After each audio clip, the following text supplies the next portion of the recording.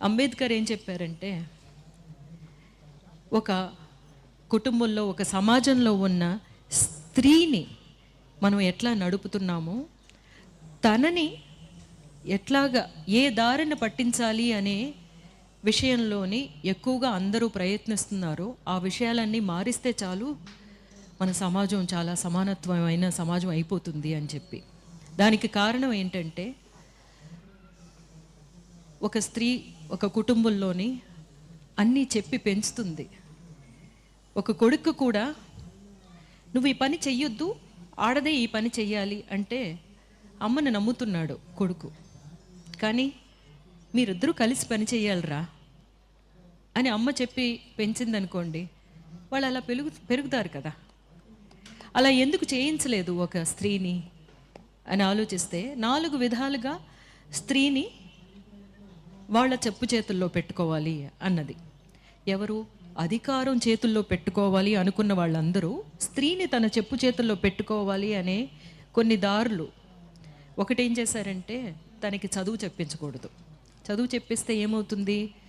మనతో పాటు సమానంగా మాట్లాడుతుంది, క్వశ్చన్ చేస్తుంది కదా. చదువు చెప్పించకూడదు.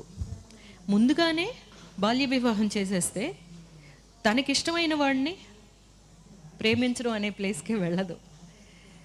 తర్వాత తనకిష్టమైన వాడిని పెళ్లి చేసుకోవడానికి అస్సలు ఆ ప్రసక్తే లేకుండా చెయ్యాలి.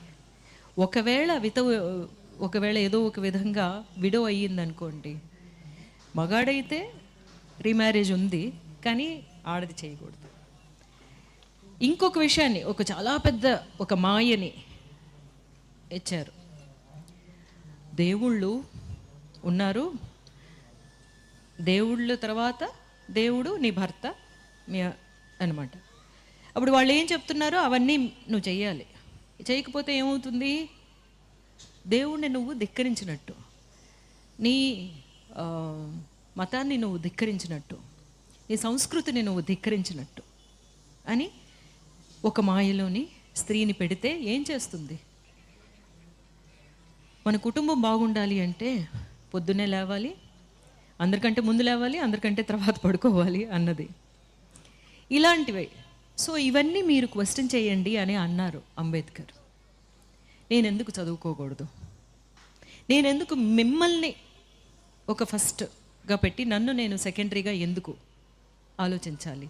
దానికి మీరు యూజ్ చేస్తున్న ఒక టూల్ ఏమిటి? ఒక ఆయుధం ఏమిటి?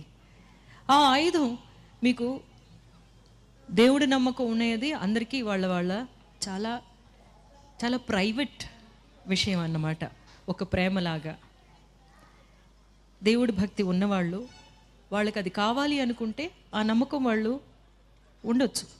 కానీ అది మిగతా వాళ్ళ మీద రుద్దడం కానీ, అందులో ఇలా చెప్పారు, ఇందులో నువ్వు ఇలా ఉంటేనే నువ్వు చాలా పెద్ద పత్ని వ్రతవి అనే విషయాలన్నీ చెప్పేసి మనల్ని అట్లా. కానీ మీరు ఇవన్నీ అర్థం చేసుకోండి. ఈ విషయాలన్నీ ఎందుకు పెట్టారు? ఎందుకంటే ఒక కులంలోంచి ఇంకో కులంలోకి వెళ్ళకూడదు, వాళ్ళని పెళ్లి చేసుకోకూడదు, చేస్తే ఏమవుతుంది అనేది ఇంకా మన ఇండియాలో జరుగుతూనే ఉన్నాయి కదా. అప్పుడు ఇవన్నీ మనం సరిచేసే ఒక విషయం ఒక స్త్రీ చేతిలో ఉంది. ఆ స్త్రీ ఈ 4 విషయాల్ని అర్థం చేసుకుని మనల్ని అణగదొక్కడానికి చేసిన విషయాలే ఇవి అని అర్థం చేసుకుంటే చాలు. నెక్స్ట్ 2-3 జనరేషన్లోనే అందరినీ మనం ఒక విధమైన ఆలోచనలోకి తీసుకురాగలం.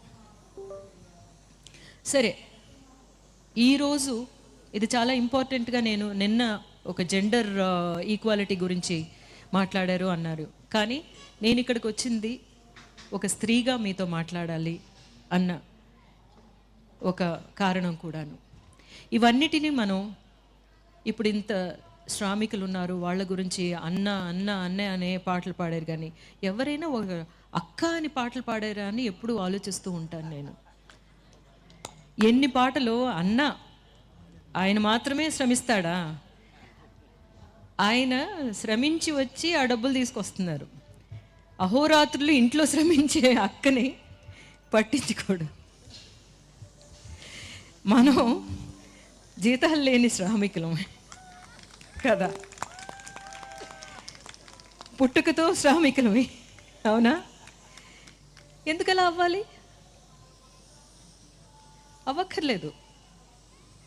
నువ్వు కూడా వంటింట్లోకి వెళ్ళి ఆ బియ్యం నీళ్ళలో పోస్తే ఆ బియ్యం ఉడుకుతుంది. ఆడదాని చేయి తగితేనే ఆ బియ్యం ఉడుకుతుందా? ఆ బియ్యం అంటుందా నీతో? నువ్వు మగాడివి, నీ చేతితో వేస్తే నేను అన్నం అవ్వను, ఆడ చెయ్యి తగిలితేనే నేను అన్నంగా ఉడుకుతాను అని అంటుంది అది? లేదు కదా. సో నెక్స్ట్ జనరేషన్కి మనం చెప్పాల్సిన విషయాలు ఇవన్నీ అని మన కామ్రేడ్స్కి కూడా అప్పుడప్పుడు చెప్తూ ఉండాలి అన్నమాట. అది మిగతా శ్రామికుల గురించి ఇన్ని గొంతు చించుకొని పాడేవాళ్ళు, మా గురించి కూడా ఇంట్లోకి వెళ్ళి కొంచెం పనులు చేసి పెట్టండి. ఇప్పుడు సమీపంలో గర్ల్ ఫ్రెండ్ అని ఒక పిక్చర్ చూస్తుంటారు. ఆ పిక్చర్లో ఉన్న ఒక్క సీను మీ ఇళ్ళకి వెళ్ళితే మీ అమ్మో, మీ అక్కో, మీ అత్తో వాళ్ళందరూ ఆ క్యారెక్టర్లో కనిపిస్తారు కదా. అప్పుడు మీరు ఇక్కడ బయటకు వచ్చి ఇంత అభ్యుదయ భావాలు మాట్లాడుతున్న వాళ్ళు కూడా ఇంటికి వెళ్ళినప్పుడు మీరు ఎలా ఉన్నారు మీ మీ ఇంట్లో ఉన్న శ్రామికులతోటి అనేది ఆలోచించండి. చాలామందిని నేను చూశాను, ఇంట్లోనే అందరికీ అన్ని పనులు పంచుకుని చేసుకునే చాలా కుటుంబాలని నేను చూశాను. బట్ నేను ఇంకా ఇక్కడ ఇలా చెప్పకపోతే మిగతా వాళ్ళకి అర్థం అవ్వదు. అందుకని మిమ్మల్ని గాయపరచాలని కాదు. ఈరోజు తీసుకున్న ఒక ముఖ్యమైన విషయం గురించి కూడా మాట్లాడాలి. మాదక ద్రవ్యాలు మనకి ఇప్పుడు ఉన్న సొసైటీలోని మనల్ని కంట్రోల్ చేయాలి అనే విషయాల్లోని ఇది ఒకటి మీకు చాలా ముఖ్యమైన విషయంగా తీసుకుంటున్నారు అనే అనిపిస్తుంది నాకు. యంగ్స్టర్స్ని ప్రక్కదో పట్టించడానికి వాళ్ళ సెన్సెస్లో ఉంటేనే కదా వాళ్ళు బాగా చదువుకోవాలి అనే విషయానికి వెళతారు. చదువుకుంటే అందరూ చదువుకుంటే పల్లకులు అందరూ ఎక్కేస్తే పల్లకి మోసేది ఎవరు అని అడుగుతున్నారు. నేనేమంటానంటే పల్లకులోని ఎవరు ఎక్కొద్దండి, మనం అందరూ కలిసి సమానంగా నడిచి వెళదాము అని అనాలి. మనం ఆ పల్లకెందుకు అనేది మనం అడుగుతామని, ఆ పల్లకులు మేము మొయ్యమని చెప్తామని మనల్ని ఎట్లాగా, మన పిల్లల్ని, మన యంగ్స్టర్స్ని ఎట్లాగా తప్పుదోవ పట్టించాలి అనేది చూస్తున్నారు. వీటికన్నిటికీ మన సంఘంలో, మన సమాజంలో ఉన్న ప్రతి ఒక్కరూ చాలా చాలా చాలా క్లియర్గా గమనించాలి. మన పిల్లల్ని మనం మంచి దారి పట్టించాలి అని చెప్పి అంటున్నాను. ఎందుకంటే అది ఎలా వస్తుందో తెలీదు. ఫ్రెండ్స్ ద్వారా వస్తుంది. ఫ్రెండ్స్ ఒకళ్ళు నేను చేస్తున్నాను రా, నీకేంట్రా భయం అంటారు. ఆ ఫ్రెండ్స్ మధ్యన ఉండే ఒక స్టైల్ కోసం, నేను మీతో సమానం అని చెప్పుకోవడం కోసం ఫస్ట్ టైం వెళుతుంది. ముందుగానే చెప్పాలి, మీరు ఇంకొకళ్ళు దొంగతనం చేయకూడదు అనే విషయాన్ని మనం చిన్నపిల్లల నుంచి చెప్పి పెంచుతున్నట్టు ఇలాంటి విషయం నేను ఎవరన్నా చెప్తే వద్దు అని చెప్పడం మాత్రమే కాదు, మీ కుటుంబంలో ఎవరైనా ఒకళ్ళు ఉంటారు, వాళ్ళని ఎగ్జాంపుల్గా చెప్పి మాకు ఇలా జరిగింది, ఆయన పోయిన తర్వాత వాళ్ళ ఫ్యామిలీ ఎలా ఉంది చూడండి అని వాళ్ళనే సమరులుగా తయారు చేయాలి. ఈ ప్రాబ్లమ్ని మనం ఇలా తప్ప వేరింకే విధంగా ఎరాడికేట్ చేయలేం. అఫ్కోర్స్ ఫోర్సెస్ ఏమో పోలీస్ కానీ లేకపోతే సిస్టమ్ కానీ దాన్ని క్లియర్ చేయాలి అనేది మనం డెఫినెట్గా చెప్తూనే ఉన్నాము. కానీ కుటుంబంలో ఉండే వాళ్ళకే, ఎస్పెషలీ పేరెంట్స్కే, తల్లిదండ్రులకే తెలుస్తుంది తన బిడ్డ ఒక చిన్న తేడా కనిపిస్తుంది. ఆ తేడా కనిపించినప్పుడు వెంటనే దాన్ని సరిచేయాల్సిన ఒక బాధ్యత మనకు ఉంది. మనం చెయ్యాలి, ముందుగానే చెప్పాలి. ఎట్లాగా బట్టలు వేసుకుని వెళ్ళాలి, నువ్వు బయటికి నగ్నంగా వెళ్ళకూడదు అని చెప్తున్నాం కదా, అది మనం చెప్పే కదా. It's a behaviour, learned behaviour. మన మన మనుష్య జాతికి అంతా లెర్న్డ్ బిహేవియర్ అనమాట. ఇప్పుడు మనం అందరం చీరలు కట్టుకుంటున్నాం, కానీ లండన్లో వెళ్తే వాళ్ళు చీరలు కట్టుకోవట్లేదు.